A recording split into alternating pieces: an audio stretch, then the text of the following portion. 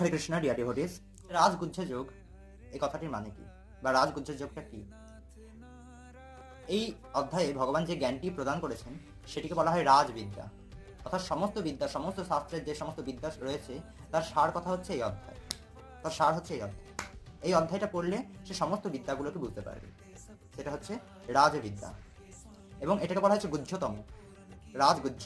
এটাকে বলা হচ্ছে গুহ্যতম, অর্থাৎ অত্যন্ত গোপন বিদ্যা। কেন? কারণ এখানে ভগবান শুদ্ধ ভক্তির কথা বর্ণনা করেছেন।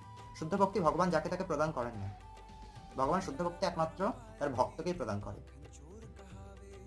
তার জন্য এখানে বলা হয়েছে যে এটি হচ্ছে রাজগুহ্য যোগ। যেমন তিনি অর্জুনকে প্রদান করেছিলেন সেই শুদ্ধ ভক্তির কথা, কারণ অর্জুন কি তার প্রতি সমর্পিত ছিল। যারা ভগবানের প্রতি সমর্পিত নয়, যারা দুষ্টের মতো চারিদিকে ঘুরে বেড়ায়, অসুর প্রবৃত্তি, তাদের কি হবে? তাদেরকে ভগবান এই জ্ঞান দেন না, তারা কখনো এই জ্ঞান লাভ করতে পারেন না।